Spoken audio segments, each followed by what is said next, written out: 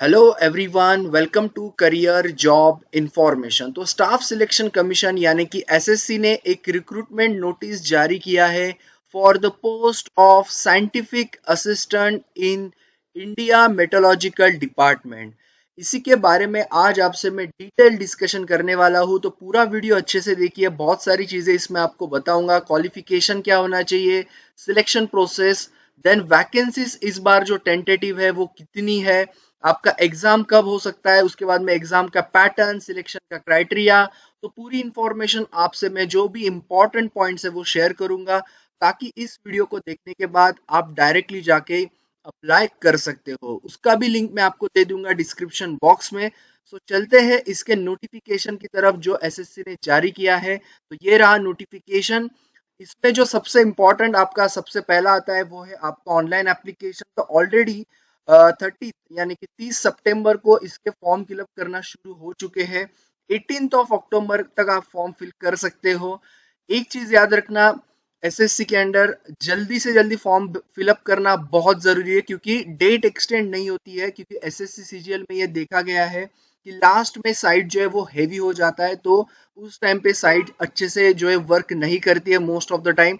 तो कोशिश करो, अगर आप एलिजिबल हो तो आप तुरंत ही इस फॉर्म को फिल करो। लास्ट डेट आपका 18, जैसे मैंने आपको बताया। देन यहाँ पे लास्ट डेट ऑफ पेमेंट जो है वो 20 तारीख है। उसके बाद में यहाँ पे date of window for application form correction including online payment, तो वो 25 तारीख है, यानी कि 25 अक्टूबर। ये जो एग्जाम्स है ये दिसंबर 2022 यानी कि इसी ईयर के एंडिंग तक ये एग्जाम जो है वो होने के चांसेस रहेंगे। ये साइंटिफिक असिस्टेंट का जॉब है, group B, non gazetted non ministerial post आपका ये रहेगा इंडियन मेट्रोलॉजिकल डिपार्टमेंट के अंडर, जिसमें आपको पे लेवल 6 पे मैट्रिक्स के साथ आपको यहाँ पे सैलरी और सारे बेनिफिट्स आपको यहाँ पे मिलेंगे। ओके, देन आगे बात करते हैं यहाँ की वैकेंसी के बारे में। सो टेंटेटिव वैकेंसी जो यहाँ पे है वो है 990। बहुत अच्छी एक वैकेंसी है। नंबर ऑफ वैकेंसी जो है is tentative and subject to variation, यानी कि ये चेंज भी हो सकती है, डिपेंड करता है अथॉरिटीज पे। इसमें आपको जो है कैटेगरी वाइज डेफिनेटली आपकी जो है यहाँ पे डिवाइड होंगी, और उसी के हिसाब से आपको जो है सिलेक्शन आपका आगे जाके होगा। तो टोटल वैकेंसी जो है वो 990 है। आगे आपको पे मतलब इनका जो मैट्रिक्स है वैकेंसी का वो भी पता चल जाएगा कुछ दिनों के बाद। So stay tune everyone. उसके बाद में नेशनलिटी के बारे में तो ज्यादा बताने की मेरे ख्याल से जरूरत है नहीं। एज लिमिट के बारे में बता दूं तो यहाँ पे 30 इयर्स आपका जो है यहाँ पे कट ऑफ एज जो है आपका रहेगा। वही कैंडिडेट मस्ट अप्लाई, मतलब जो भी होंगे वो born not earlier in 19 October 1992 and not later than 17 October of 2004। तो ये यहाँ पे याद रखना, 30 इयर्स आपका कट ऑफ एज रहेगा। वही SC ST वालों के लिए आपको रिलैक्सेशन गवर्नमेंट का मिलेगा ही, जो हमेशा मिलता है, 5 साल का यानी कि 35। ओबीसी के लिए आपका 3 साल यानी कि 33। पीडब्ल्यूडी जनरल कैटेगरी के लिए आपको 10 साल, पीडब्ल्यूडी ओबीसी के लिए 13, पीडब्ल्यूडी SC ST के लिए 15, और बाकी एक सर्विसमैन को भी आपको उसी प्रकार से मिलेगा जैसे रिलैक्सेशन आपको हमेशा मिलता है। ओके, देन आगे बात करेंगे, कुछ इंपॉर्टेंट बातें हैं जो है इसेंशियल क्वालिफिकेशन जो यहाँ पे जरूरी है। आपका इसेंशियल क्वालिफिकेशन ध्यान से सुनो। Bachelors degree in science with physics as one of the subject आपका साइंस में होना चाहिए, उसमें आपका फिजिक्स एक सब्जेक्ट होना चाहिए। या फिर कंप्यूटर साइंस में होगा तो भी चलेगा, आईटी में होगा तो भी चलेगा, कंप्यूटर एप्लीकेशन में होगा तो भी चलेगा। और अगर आपका diploma in electronics and telecommunication engineering, यानी कि आपका अगर ईएनटीसी में डिप्लोमा हुआ है तो आप इस पोस्ट के लिए एलिजिबल हो। तो ये दो कंडीशंस यहाँ पे बताई है, दोनों की दोनों कंडीशंस यहाँ पे, यानी कि क्वालिफिकेशन यहाँ पे आप एलिजिबल रहोगे। अब बात करते हैं नोट, कुछ यहाँ पे उन्होंने बताया कि द क्वालिफाइड डिग्री और diploma referred above should be in first class 60% और 6.75 CGPA on a 10 pointer scale. Second note ये तो ये आपका रहेगा ही कि 60% के ऊपर रहना चाहिए, और 6.75 अगर आपका CGPA है। सेकंड नोट ये है कि द क्वालिफाइड डिग्री और diploma referred above must of 3 years duration after 10+2 examination. And the last one is the applicant must have passed 10+2 examination from recognized board equivalent in science with physics and mathematics as core subjects. तो ये चीजें याद रखना apply करने से पहले। अब बात करते हैं जो बच्चे जो कैंडिडेट्स अभी फाइनल ईयर में हैं। So the candidates who have appear in their final year of their graduation can also apply. However they must possesses essential qualification on before cut off date जो है 18 ऑफ अक्टूबर। तो आप appear यानी कि आप इसको फिल तो कर सकते हो, लेकिन 18 अक्टूबर से पहले आपका जो है आपका क्वालिफिकेशन जो है वो कंप्लीट होना चाहिए जो यहाँ पे दिया हुआ है। ओके, तो ये चीज याद रखना अप्लाई करने से पहले। अब बात करते हैं हाउ टू अप्लाई। सो यहाँ पे आपको क्या क्या चीजें जरूरी है वो भी मैं आपको आगे बताऊंगा। खैर, अगर आपने इससे पहले सीजीएल या फिर बाकी कोई एग्जाम दिया होगा एसएससी का, तो आपको वापस रजिस्ट्रेशन करने की जरूरत नहीं है। आपके पास आपका रजिस्ट्रेशन नंबर और पासवर्ड आपको पता ही होगा। आपको सीधा लॉगिन करके कुछ जैसे कि आप फोटो फिल कर सकते हो, सेंटर्स डाल सकते हो, कुछ चीजें आपको फिलअप करनी है और बाकी सबमिट करना है। लेकिन जो पहली बार भर रहे हैं उनको वन टाइम रजिस्ट्रेशन करना जरूरी है। कहाँ से करोगे? यहाँ से रजिस्टर नाउ पे क्लिक करो और आपका ओटीआर यानी कि वन टाइम रजिस्ट्रेशन करो। याद रखना उस टाइम पे आपका एसएससी यानी कि 10th का आपका रोल नंबर जरूरी है रजिस्ट्रेशन के दौरान। ओके, और जो बच्चे जो कैंडिडेट्स ऑलरेडी लॉगिन है उनके पास, तो यूजर नेम और पासवर्ड आपका डालो और आगे की प्रोसेस करो। उनको ज्यादा कुछ भरने की यहाँ पे जरूरत नहीं पड़ेगी। 20 से 50 केबी में आपका जो है फोटो होना चाहिए। तो photograph should not be more than 3 months old from the date of the publication. तो ये चीज भी याद रखना। If proper photograph is not uploaded तो वो एक्सेप्ट नहीं होगा। वो भी आपको मैं सैंपल्स आगे बताऊंगा, सो डोंट वरी। ओके, 18 तारीख लास्ट, वो तो मैंने बोल दिया। Candidates are advise in their own interest to submit the online application much before the closing date and not to wait till the last day to avoid the possibility of disconnection, inability, failure to log in। तो ये चीज मैंने आपको already बताया कि heavy load होता है, और ये इसीलिए पॉइंट दिया है क्योंकि एसएससी ने बहुत बार ये चीज देखी है कि लास्ट डेट के दौरान बहुत सा लोड रहता है साइट पे, तो मुश्किल हो जाता है। ऑलरेडी बहुत डेट आपको मिलती है फॉर्म फिलअप करने के लिए। सो जरूरी ये है कि आप जल्दी इसको फिलअप करो अगर आप एलिजिबल हो। 100 रुपीज आपको फीस रहेंगी। वही वुमन कैंडिडेट्स, उसके बाद में SC ST PWD ex serviceman, आपको यहाँ पे कोई भी फीस नहीं है। फीस मोस्टली देखो कि यूपीआई या फिर नेट बैंकिंग से पे कर दो। चलन भी आप भर सकते हो, लेकिन ये सिंपल तरीका है, आप नेट बैंकिंग या फिर डेबिट कार्ड से आप जो है पेमेंट कर दो। ओके, देन आपका आता है यस विंडो फॉर करेक्शन भी आपको यहाँ पे मिलेगा। कुछ अगर आपको करेक्शन करना है तो वो भी आपको यहाँ पे एक सुविधा उन्होंने दी है। सेंटर ऑफ एग्जामिनेशन वही रहेंगे। अगर आपने सीजीएल या बाकी कोई जेई या फिर सीएचएसएल के एग्जाम दिए होंगे, वही सेंटर्स आपको यहाँ पे नजर आएंगे रीजन वाइज। तो आपका जो भी रीजन होगा वो सेंटर आपको फिलअप करना है। आप ऑलरेडी रजिस्टर्ड कैंडिडेट हो तो भी आपको यहाँ पे सेंटर पूछा ही जाएगा। तो ध्यान से आपका जो सेंटर होगा वो ध्यान से फिलअप करो, बाद में चेंज नहीं होगा, ये चीज याद रखना। Okay, so no request for change of centre at any stage. अब बात करते हैं सिलेक्शन पैटर्न के बारे में। तो स्कीम ऑफ एग्जामिनेशन आपका किस प्रकार रहेगा? 200 आपके क्वेश्चन होंगे 200 मार्क्स के लिए। 2 घंटे का आपका पेपर होगा कॉम्पोजिट, यानी कि सेक्शनल डेफिनेटली नहीं होता है एसएससी में। सो इसमें आपका किस प्रकार होगा? पार्ट 1 और पार्ट 2 होगा। पार्ट 1 में आपका एसएससी अगर आपने सीजीएल दिया होगा तो उसी प्रकार से यहाँ पे आपको फॉर्मेट दिखाई देगा।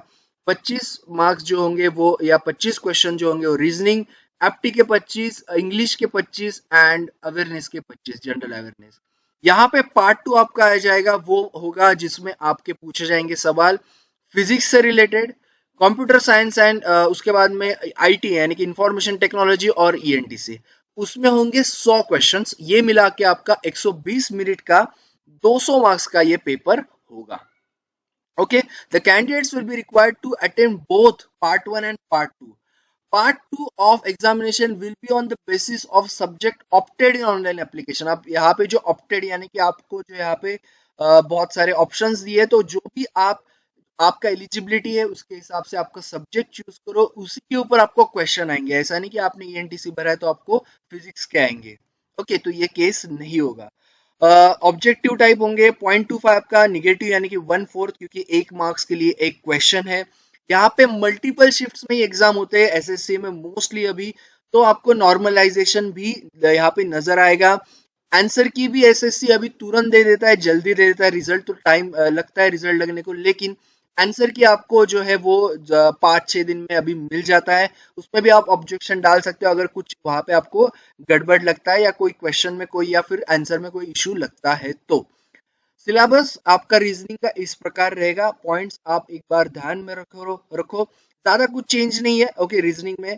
जनरल अवेयरनेस वो तो ज्यादा बताने की है जरूरत नहीं है, खैर उसको सिलेबस भी देखना आपको जरूरी नहीं है क्योंकि आपको वही सारी चीजें करनी है, करंट अफेयर या फिर कुछ पुरानी चीजें, डैम एंड नेशनल पार्क ऐसी सारी चीजें, या फिर आपका current affairs, history of India, ये सारी चीजें करो। कुछ पिछले पेपर्स दो ताकि आपको पता चले कि किस प्रकार आता है। और करंट अफेयर्स पे ध्यान रखो मोस्टली।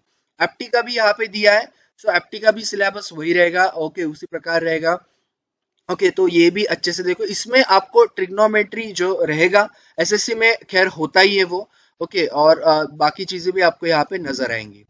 वही इंग्लिश लैंग्वेज का भी आपको एंटीनॉम्स सिनॉम्स या फिर स्पेलिंग मिस्टेक्स या ग्रामर या फिर spot the error, correct incorrect या फिर वर्ड स्वैपिंग, ऐसे बहुत सारे क्वेश्चंस नजर आएंगे। अब बात करते हैं पार्ट 2, तो ये आपका स्पेसिफिकली फिजिक्स होगा, तो उसमें भी यहाँ पे सिलेबस कंटेंट वाइज दिया है। सिलेबस जो आपका इसका है सब्जेक्ट का, वो ध्यान से पढ़ो और ध्यान से उसको एक बार देख लो। इसका खैर मैं पीडीएफ का भी लिंक आपको दे दूंगा, उतना ज्यादा अभी इसमें नहीं बताऊंगा। कंप्यूटर साइंस एंड आईटी का तो खैर वो तो सेम ही रहेगा सिलेबस। और यहाँ पे दिया है इलेक्ट्रॉनिक्स एंड टेलीकम्युनिकेशन का। तो इस प्रकार आपका यहाँ पे सिलेबस रहेगा, ज्यादा कुछ है नहीं, आपको जो बेसिक आपने जो पढ़ा है उसी के बारे में आपको यहाँ पे सारा सिलेबस दिया है ओके। एडमिट कार्ड आएंगे तो मैं बता दूंगा। खैर आपको तो पता ही है एसएससी क्या करता है, पहले आपका स्टेटस जारी कर देता है, आपको सेंटर्स या फिर आपको पता चल जाता है पहले, और उसके 2-3 आपके एग्जाम से 2 या 3 दिन पहले आपको एडमिट कार्ड का प्रिंट भी मिल जाएगा। देन आपको एग्जाम के टाइम में क्या करना है, 2 पासपोर्ट साइज कलर फोटोग्राफ लेके जाने हैं, ओरिजिनल वैलिड फोटो आईडी लेके जाने हैं। और उसमें याद रखना डेट ऑफ बर्थ होना चाहिए। कुछ पिछले साल बच्चों का ऐसा हुआ था कि वोटर आईडी में कभी कभी आपका डेट ऑफ बर्थ नहीं होता है, तो उनको वापस भेजा गया था क्योंकि ये बहुत जरूरी है, एसएससी स्ट्रिक्टली देखता है। और आपको ये भी पता है कि एसएससी में मोस्टली आपको पेन वगैरह कुछ भी लेके नहीं जाना पड़ता है, आपको सिर्फ आपका फोटो आईडी और 2 फोटो, आपको सारी चीजें वहीं पे मिलेगी। तो ये चीज याद रखना। यहाँ पे आईडी कार्ड्स भी बताए कौन से, लेकिन जिस पे आपका होगा डेट ऑफ बर्थ वही लेके जाना। आधार कार्ड मोस्टली कोशिश करना वो लेके जाओ, सबसे अच्छा। मोड ऑफ सिलेक्शन की मैं बात करूंगा अभी। So the result of CBE यानी कि computer based examination will be declare by the staff selection commission for the categories having up to 10 vacancies, the candidates who come within the range of the merit equal to the 5 times, यानी कि अगर 10 vacancy है तो 50 बच्चों को बुलाया जाएगा। और ये कैटेगरी वाइज बुलाया जाएगा। अभी 990 वैकेंसी है, बाद में आपको पता चल जाएगा, समझो अगर 300-400 वैकेंसी अगर ओपन के लिए, तो इंटू 5 बच्चों को वहां पे बुलाया जाएगा ओके। सो ये चीज याद रखना, for the category having more than 10 vacancy candidates in the ratio of 3 times okay. तो यहाँ पे और एक चीज है कि अगर 10 से ज्यादा वैकेंसी है, for the categories having more than 10 vacancies, तो 1/3 के रेशियो से होगा ओके सॉरी। तो और अगर 10 से कम है तो 1/5 के रेशियो से। तो मोस्टली सारी वैकेंसीज तो 10 के ऊपर ही होंगी क्योंकि 990 वैकेंसी है। मेरे को नहीं लगता कोई कैटेगरी का 10 से नीचे हो, तो 3 टाइम्स बुलाया जाएगा ना कि 5 टाइम्स ओके। तो ये चीज याद रखना ओके। देन ये बुलाया जाएगा आपको डीबी के लिए, यानी कि डॉक्यूमेंट वेरिफिकेशन ओके। सो ये बहुत अच्छी बात है, यहाँ पे इंटरव्यूज वगैरह आपको नहीं होंगे। और आपके कैटेगरी वाइज ही आपको यहाँ पे बुलाया जाएगा ओके। ऐसा नहीं कि आपको जनरल या फिर बाकी कैटेगरी में भी आपको मेरिट में आना पड़ेगा, ऐसा नहीं होता है ओके। ये था मेरिट सेक्शन का जो मैंने आपको बताया। बाकी मेरे ख्याल से बाकी चीजें मैंने बताई। अभी मैं ये बता देता हूँ आपको क्या क्या चीजें आपको फिलअप करते टाइम स्टेप बाय स्टेप ध्यान से देख लो एक बार। ओटीआर, अगर आप रजिस्टर नहीं हो, आपको करना है वन टाइम रजिस्ट्रेशन। उसका लिंक मैं दे दूंगा, रजिस्टर नाउ पे क्लिक करो सिर्फ। वहां पे आपको क्या क्या चीजें डालनी है मैंने आपको स्पेसिफिकली बताया था कि आपको मैट्रिकुलेशन का रोल नंबर और ईयर ऑफ पासिंग चाहिए, इसलिए उसको ओटीआर कहा जाता है क्योंकि वो चेंज नहीं होगा आपका कभी। सो ये वन टाइम रजिस्ट्रेशन के साथ आपको ये सारी चीजें भी यहाँ पे डालनी है। बेसिक डिटेल्स तो खैर वो तो आपके पास होंगी। उसके बाद में आपका जो है उसमें आएगा father's name, mother's name, date of birth, बाकी gender, highest qualification, state, region में आप कौन से आते हो, कैटेगरी, नेशनलिटी, ये सारी चीजें याद रखना फॉर्म फिलअप करते टाइम पे बहुत जरूरी है। अब किस प्रकार आपका फॉर्म होगा? ये होगा आपका फॉर्म, क्योंकि आप आधार पूछा जाएगा वो आपको लिखना है, देन आईडी नंबर वगैरह आपको यहाँ पे father's name mother's name verify भी करना है। उसके बाद में date of birth, educational background, okay, then आपका roll number, verify roll number, year of passing, ये आपका ओटीआर के लिए रहेगा। एंड उसके बाद जब आपका ओटीआर हो जाएगा उसके बाद क्या क्या जरूरी है ये भी आपका ओटीआर के टाइम ही आपका, जो ऑलरेडी रजिस्टर होंगे उनको ये जरूरत नहीं है, जो पहली बार कर रहे हैं उनको ये सारी चीजें फिलअप यहाँ पे करनी पड़ेगी, और उनको भी अगली बार नहीं करना पड़ेगा। तो ये सारी चीजें आपको फिलअप करनी है। अब बात करते हैं आपको पार्ट टू, यानी कि जो सभी बच्चों को करना है। 20 से 50 KB का मैंने आपको ऑलरेडी फोटो का बता दिया, साइन ब्लैक इंक से ही करके रखो 10 से 20 KB तक। उसके बाद आपको क्या क्या चीजें करनी है, अप्लाई लिंक इन आपको जब आप यहाँ पे यूजर नेम पासवर्ड डालोगे वहां पे एक अप्लाई लिंक ओपन होगी इस नाम से, वहां पे क्लिक करो और क्या क्या चीजें भरनी है मैं आपको यहाँ पे बता दूं। ओके, ये तो खैर आपका ऑलरेडी डिफॉल्ट होगा, ये जो अभी दिख रहा है आपको ये सारी डिफॉल्ट चीजें आपकी होंगी क्योंकि आपका ओटीआर वन टाइम रजिस्ट्रेशन हो चुका है। जो आपको व्हाइट में नजर आ रहा है वही आपको फिलअप करना है बाद में। तो सेंटर्स 3 फिलअप करने हैं।